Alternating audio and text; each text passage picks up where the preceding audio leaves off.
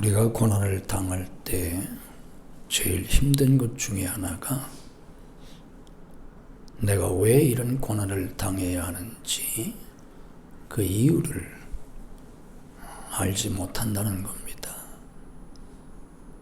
내가 왜 이런 고난을 당해야 하나? 하나님은 왜 내게 이런 고난을 주시나? 왜 우리 가정이 이런 고난을 당해야 하나? 하필 나에게 또 우리 가족들에게 이런 고난을 주시나? 그 고난의 이유를 분명하게 알 수만 있다면 그래도 납득이 될 수 있을 텐데 아무리 생각을 해도 내가 그 고난의 이유를 분명하게 알 수 없기 때문에 내가 당하는 그 고통 자체보다도 더 힘든 과정을 지나게 됩니다. 이때 전통적으로 많은 사람들이 쉽게 생각했던 것은 죄의 문제입니다. 내가 당하는 고난의 원인이 죄 때문이다. 네가 당하는 고난의 원인이 죄 때문이다. 그런데 이런 문제는 이미 욥기에서 그리고 제자들이 예수님께 날 때부터 소경된 사람이 누구의 죄 때문입니까? 라고 하는 그런 질문 속에서 이미 주님이 해답을 하셨습니다. 요한복음 9장 3절 말씀 보면 죄로 인한 것이 아니라 우리말 성경에서 그 부분만 그대로 인용하면 그렇습니다. 죄로 인한 것이 아니라 우리가 당하는 그런 고난의 원인이 죄 때문만은 아니라는 겁니다. 그럼 왜 하나님은 우리에게 그런 고난을 허락하시나? 이 고난의 문제에 대해서 우리에게 대표적으로 가르쳐주고 있는 성경인 구약의 욥기는 이 고난의 문제를 다루면서 처음부터 이 고난이 하나님의 신비라는 것을 보여주십니다. 그래서 처절한 고난을 당하는 그 욥기의 처음 부분에서 하나님과 사탄과의 천상 대화로 이 욥기가 시작됩니다. 그 자체가 이 욥이 당하는 고난이 신비 속에 있다는 것을 보여주는 겁니다. 땅에서 살고 있는 욥, 그리고 바로 이제 자기 앞에 닥칠 엄청난 그 고난을 꿈에도 생각지 못한 채 지금 땅에서 다른 날과 다름없이 욥이 지금 생활을 할 텐데 저 천상에서는 하나님과 사탄과 욥을 놓고 대화하시는 그런 장면이 욥기 앞부분에 나오지 않습니까? 그걸 땅에서 살고 있는 욥이 어떻게 알 수 있겠습니까? 욥기는 그렇게 시작됩니다. 그 시작 부분부터 욥이 당하는 고난은 하나님의 신비 속에 있다는 걸 우리에게 보여주는 겁니다. 욥기는 마지막 끝까지 욥이 왜 고난을 당했는지 하나님이 가르쳐 주시지 않습니다. 그래서 고난의 문제에 대해서 욥기가 가르쳐주는 핵심 교훈 중에 하나가 고난의 신비입니다. 고난은 하나님의 신비에 속하기 때문에 인간이 다 알 수 없다는 겁니다. 자, 그런데 신약에 와서 보면 고난에 대해서 우리가 가져야 할, 고난 당할 때 우리가 취해야 될 그런 아주 중요한 진리를 가르쳐 줍니다. 그게 바로 무슨 내용인가 하면 오늘 제가 여러분들에게 증거해 드리려고 하는 고난을 해석하라는 겁니다. 이런 말씀이 여러분들에게 생소할 수도 있는데 아주 중요한 내용입니다. 고난을 해석하라. 자, 오늘 본문 말씀은 야고보서 1장 2절 말씀인데 제가 다시 한번 읽어드리면, 내 형제들아 너희가 여러 가지 시험을 당하거든 온전히 기쁘게 여기라.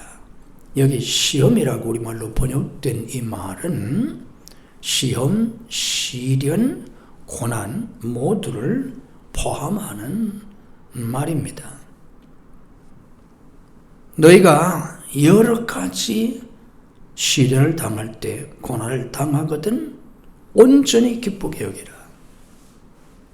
자, 이 말씀을 헬라어 원문을 그대로 직역을 하면 여러 종류의 시험들에 부딪힐 때 그것을 온전한 기쁨으로 간주하라, 이런 말입니다. 자, 그런데 여기서 우리가 유념해야 할 중요한 말이 기쁘게 여기라, 기쁨으로 간주하라 하는 말입니다. 여기 여기라, 간주하라 하는 이 단어가 헬라어로 헤게사스테라는 말인데, 이 단어는 여기다, 간주하다, 평가하다, 판단하다, 해석하다라는 뜻을 담고 있습니다. 자, 그러니까 오늘 본문이 우리에게 가르쳐주는 중요한 진리가 뭐냐고 하면, 너희가 여러 가지 시험이나 시련이나 고난을 당할 때 그것을 온전히 기쁘게 느껴라, 이런 말이 아닙니다. 그때 이것을 기쁘게 느끼라는 말이 아니고, 이것을 온전한 기쁨의 기회로 해석하라는 뜻입니다. 우리말 성경에 해석하라고 번역을 하지 않았기 때문에 이걸 이해하기가 좀 어려운데, 원문의 뜻을 우리가 쉽게 우리가 이해할 수 있도록 번역을 하면 해석하라는 말입니다. 이것을 기쁨의 기회로 해석하라. 자, 무슨 말인가 하면 우리가 감당할 수 없는 고난을 당할 때 이것을 감정적으로 기쁘게 느끼는 것은 불가능합니다. 그러니까 여러분들이 큰 고난을 당할 때, 그리고 극심한 고난, 감당할 수 없는 고난을 당할 때 내 마음이 기쁘지 못하고, 내가 감사하지 못하고, 평안하지 못하고 이럴 때, 이게 내가 왜 이 모양인가? 내 신앙의 수준이 왜 이거밖에 안 되나? 정말 이런 때에도 항상 기뻐라고 하는 말씀처럼 항상 기뻐할 수 있어야 되고, 범사에 감사하는 말씀처럼 범사에 감사할 수 있어야 되고, 내 마음이 평안할 수 있어야 되는데 왜 내가 이게 안 되나? 왜 이 모양인가? 왜 내가 이 수준밖에 안 되나? 우리가 낙심할 수 있는데, 죄책감에 빠질 수 있는데, 아닙니다. 우리가 이런 극심한 고난 속에 있을 때 감정적으로 기뻐한다는 것은 불가능합니다. 오늘 성경도 우리에게 그런 때에 기쁘게 느껴라, 이런 말이 아닙니다. 그건 불가능합니다. 오히려 그런 속에서 우리는 원망하고 불평하고 걱정하고 두려워하고 슬퍼하고 낙심하고 절망하고 분노합니다. 이게 믿음이 없어서가 아니고 우리의 믿음의 수준이 너무 낮아서 그런 게 아니고 이게 정상적인 감정의 반응입니다. 누구나 다 그렇습니다. 믿음의 수준이 낮은 초신자만 그런 게 아니고 오래 신앙생활을 한 사람도 그렇고 평신도들만 그런 게 아니라 목사도 그렇고 저 같은 사람도 마찬가지입니다. 이게 정상적인 반응입니다, 여러분. 자, 그런데 오늘 본문이 우리에게 가르쳐주는 아주 중요한 진리는 이런 감정에, 우리가 그런 감정이 드는데 이런 감정에 빠지지 말라는 겁니다. 그런 감정에 빠지지 말고 이때에 우리가 이것을 신앙적으로 판단하고 해석하라는 뜻입니다. 사람이기 때문에 그런 감정이 드는데 여기에 빠지지 말고 이 감정에 몰입되지 말고 이 감정을 붙들고 고통을 당하지 말고 이것을 신앙적으로 판단하고 해석해라, 그런 뜻입니다. 이것을 신앙적으로 판단하고 해석을 하게 되면 이 고난을 큰 기쁨의 기회로 해석하라는 겁니다. 지금 기쁘다는 뜻이 아닙니다. 지금 죽겠는데 어떻게 기쁠 수 있습니까? 지금 기뻐하라는 말이 아니고 이것을 큰 기쁨의 기회로 해석하라, 기억하시기 바랍니다. 고난을 큰 기쁨의 기회로 해석하라. 자, 그러면 성경은 왜 고난을 기쁨의 기회로 해석하라고 말씀하시나? 이걸 우리가 잘 깨달아야 이해가 됩니다. 난 힘들어 죽겠는데 왜 이걸 기쁨의 기회로 해석하라고 하시나? 성경은 여러 군데에서 우리에게 일관되게 그 이유를 가르쳐 줍니다. 우리가 성경을 전체적으로 보면 똑같습니다.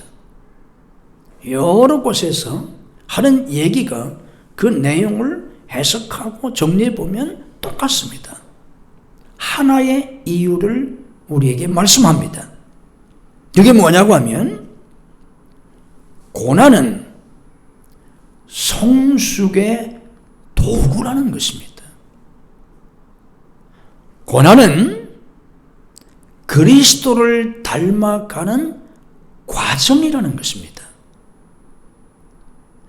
고난이 우리를 성숙시키는 성숙의 도구요, 그리스도를 닮아가는 과정이기 때문에 그 고난을 기쁨의 기회로 해석하라 하는 뜻입니다. 자, 성경을 제가 좀 찾아 말씀드리면 오늘 우리가 보고 있는 이 야고보서에서는 야고보 1장 2절로 4절 보면 믿음의 시련이 인내가 온전함을 이룬다, 이렇게 말씀합니다. 그 유명한 로마서에서는 로마서 5장 3절 4절에 보면 환난이 인내를, 인내는 연단을, 연단은 소망을 이룬다 하지 않았습니까? 거기 그 연단이라는 말이 성숙한 신앙의 인격을 가르치는 말입니다. 베드로후서에서는 베드로후서 1장 6절로 7절 보면 믿음의 시련은 불로 연단된 금보다 귀하다 이렇게 말씀합니다. 욥기 42장 3절 이하에는 말씀을 보면 욥도 결과적으로는 고난을 통해서 신앙이 성숙해졌습니다. 자, 그래서 왜 오늘 본문은 우리에게 여러 가지 고난을 당할 때 그것을 큰 기쁨의 기회로 해석해라 이렇게 말씀을 하는가 하면 그 고난이 바로 우리의 신앙을 성숙시키는 도구가 되기 때문에 그 고난이 그리스도를 닮게 하는 과정이 되기 때문에 기쁨의 기회로 여기라 그렇게 말씀하는 겁니다. 자, 우리가 좀 더 이해하기 쉽게 우리가 바울이 갈라디아서에 쓴 말씀을 우리가 보면 좋은데 갈라디아서 4장 19절에서 바울 사도가 이렇게 말씀합니다. 나의 자녀들아 너희 속에 그리스도의 형상을 이루기까지 다시 너희를 위하여 해산하는 수고를 한다. 우리가 잘 아는 말씀 아닙니까? 자, 이 말씀의 뜻이 뭐냐고 하면 너희 속에 그리스도의 형상을 이룬다 하는 이 말씀에서 형상을 이룬다는 이 단어가 원문 헬라어로 모르포테라는 단어인데 이 단어의 뜻은 형성된다, 빚어진다는 뜻입니다. 자, 이 말씀을 이 원문을 지역해서 다시 번역해 보면 나의 자녀들아 너희 속에 그리스도가 빚어지기까지 다시 너희를 위하여 해산은 수고를 한다. 지역하면 이렇게 번역할 수 있는 말입니다. 자, 여기 형성된다, 빚어진다라는 이 모로포테라는 이 단어가 무슨 뜻이냐면 장인의 손에서 도자기가 빚어질 때 그때 빚어진다는 뜻입니다. 장인이 흙덩이 하나를 가지고 아주 아름답고 귀한 도자기를 빚지 않습니까? 그렇게 빚어진다는 뜻입니다. 내 속에 그리스도의 형상을 이룬다. 그리스도의 형상을 이룬다는 말을 다른 말로 이렇게 번역하면 그리스도가 빚어진다는 뜻입니다. 내 속에서. 자, 그런데 우리가 좀 생각을 해보십시다. 장인의 손에서 흙덩이가 도자기로 빚어지는 그 과정을 우리가 좀 생각해 보면 장인이 가만히 있는 흙을 보다가 물을 섞어서 반죽을 하고 그것이 잘 되기 위해서 짓이기고 그것을 바닥에 내리치기를 반복하고 다듬고 칼로 깎고 모양을 만들고 그리고 칠을 하고 그리고 심지어는 1000도가 넘는 그 불덩이 속에 수십 시간을 집어넣어 가지고 그래서 도자기를 만들지 않습니까? 그게 그냥 된 게 아니지 않습니까? 자, 이 흙덩이의 입장에서 본다고 하면 어느 산 모퉁이든지 어디에 편안하게 그냥 있는 이 흙을 이걸 오늘날 장인이 와가지고 그걸 삽으로 퍼다가 그걸 그렇게 막 이기고 막 그냥 맺히고 그냥 막 칼로 깎아내고 불구덩이 속에 넣어서 이런 고통스럽게 하는 그 과정이, 물론 이 옥덩이는 생명체가 아니지만 만약에 생명체로 이렇게 우리가 생각을 한다면 얼마나 고통스러운 일이겠습니까? 그런데 그런 과정을 통해서 결과로 어떻게 됩니까? 아무것도 아닌 보잘것없는 그 흙덩이가 청자가 되고 백자가 되고 명품이 되지 않습니까? 여기 갈라디아 4장 19절에서 형상을 이룬다는 말은 그런 뜻입니다. 이렇게 고난은 창조주 하나님이 우리를 그리스도의 형상으로 다시 빚으시는 과정이라는 겁니다. 이 고난을 통해서 그렇게 된다는 것입니다. 그러므로 고난을 기쁨의 기회로 해석해라 하는 게 오늘 본문의 진리입니다. 흙덩이가 명품 도자기가 되기 위해서 그런 고난을 당하듯이 우리도 때로는 고난 속에서 짓이겨지고 바닥에 내동댕이 쳐지고 칼로 깎이고 물레에 정신 못 차리게 돌려지고 뜨거운 불 속에서 숨조차 쉴 수 없고 살이 타들어가고 심장이 타들어가고 뼈가 타들어가는 죽음의 고통을 겪습니다. 그러나 이런 고난을 통해서 내 속에서 그리스도가 빚어지고, 그래서 갈라디아 2장 20절 말씀처럼 이제 나는 죽고 내 속에서 그리스도가 사시는 그런 성숙한 신앙의 경지에, 성화의 자리에 오르게 됩니다. 이게 기독교입니다. 이게 신앙생활입니다, 여러분.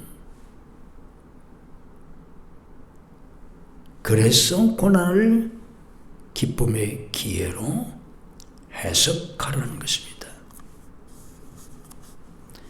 이 모든 과정을 이루시는 분은 성령님이십니다. 그러므로 우리가 고난을 당할 때 빨리 이 고난을 지나가게 해주세요.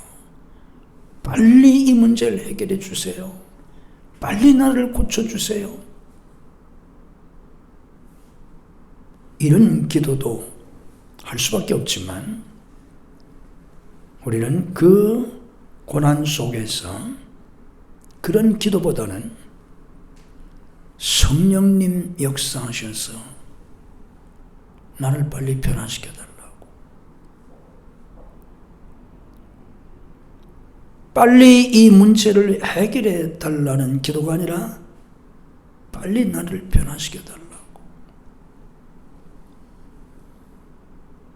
이 과정을 인내할 수 있게 해달라고, 그렇게 기도하셔야 합니다. 왜냐하면 하나님이 우리에게 고난을 주시는 이유가 우리를 그렇게 만드시려고 하시기 때문에, 그게 돼야만 고난의 과정이 끝나지 않습니까? 장인이 흙덩이 하나를 가지고 지금 명품 도자기를 만들려고 하는데 흙을 몇 번 짓이기고 몇 번 두리다가 이 흙이 제대로 안 되고 그것을 가지고 물레에 돌리면서 모양을 만들 때 모양이 제대로 안 되는데 힘든다고, 이 흙덩이가 아파한다고 거기서 그만두면 뭐가 되겠습니까? 아무것도 안 되지 않습니까? 아무 쓸모도 없는. 그러면 깨뜨려서 버려야 되는 그런 존재가 됐지 않겠습니까? 그러니까 장애는 거기에서 끊이지 않고 짓이기고 또 짓이기고 두드리고 또 두드리고 맺히고 또 맺히고 그렇게 해서 기어코 명품 도자기를 만들어내듯이 우리 하나님도 그렇게 하십니다. 그러니까 우리는 성령님 역사하셔서 나를 그렇게 변화시켜 달라고, 그 과정을 내가 인내할 수 있게 해달라고 기도하시고 또 기도하셔야 합니다.